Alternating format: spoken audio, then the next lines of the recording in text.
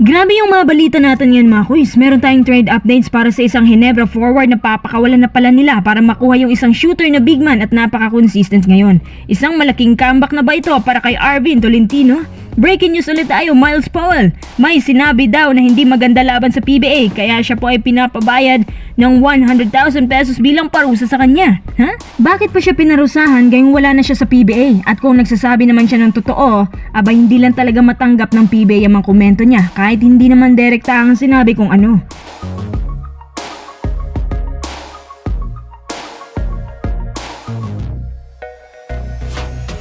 Bago tayo magpatuloy, kung nais mong suportahan ang aking channel, just click subscribe and share.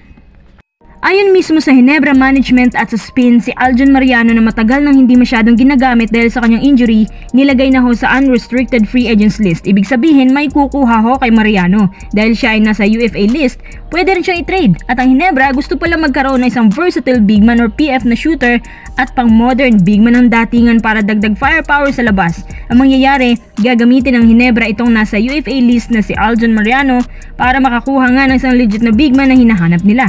Kung tamang iniisip ko, pwedeng-pwede si Arvin Tolentino dito. Isang shooter na big man at PF na naging legit din na wing. Saktong-sakto sa system ni Coach Tim, pandagdag firepower sa labas. Matatandaan din na tinapon na nga ng Ginebra si Arvin sa kasagsagan ng pagka-injury nito. Sabi pa ng ilan, tinapon nyo na yan. Tapos ngayon, na ang ganda na ng nilalaro niya, kukunin nyo. Sa isang banda si Arvin, dating nakapaglaro sa Gilas dahil nga sa kanyang shooting prowess at kapag nakabalik si Arvin sa Ginebra, para na rin nilang kinalaban yung isang buong Gilas team, di ba? Pati coach, kung titingnan mo mabuti, hindi patas ang trade dahil si Aljon mas maliit ng konti at napaka-injury prone na. Ang mangyayari, pasasamahan nila yan ng isang seldom player or di kaya isang future pick para lang makuha si Tolentino. Good choice to para sa Ginebra. Sa katunayan, si William Navarro sanang gusto nila. Kaso, nagka-ACL na naman. Mahirap magkaroon ng player na 2 beses na na-injury. Kahit makuha pa nila yan, wala pa ring tulong masyado. Kahit si Arvin dati nang na-injure, pero naibalik niya yung dating galawan at in fact, mas nag-improve pa nga. Malakas ang kutob ko na sa Northport talagang bagsak ni Mariano. Kadalasan talaga yan 80%, dyan sila pinapalit. At si Arvin lang din ang nakikita ko na posibleng ipalit sa aksyong to. Kung hindi si Arvin ang kapalit, sino pa kaya ang posibleng ka-trade niya? Sa ngayon, kasalukuyan pong pinag-uusapan ng management ang mga bagay na to. Ganun talaga, kapag hindi ka na mapakinabangan, itatapon ka na nila. Minsan kapag biglang ang ganda na performance mo sa kabila magdedesisyon na kukunin or di kaya may ibang contender teams ang kukuha sa'yo. Good luck sa next journey mo, Aljon Mariano.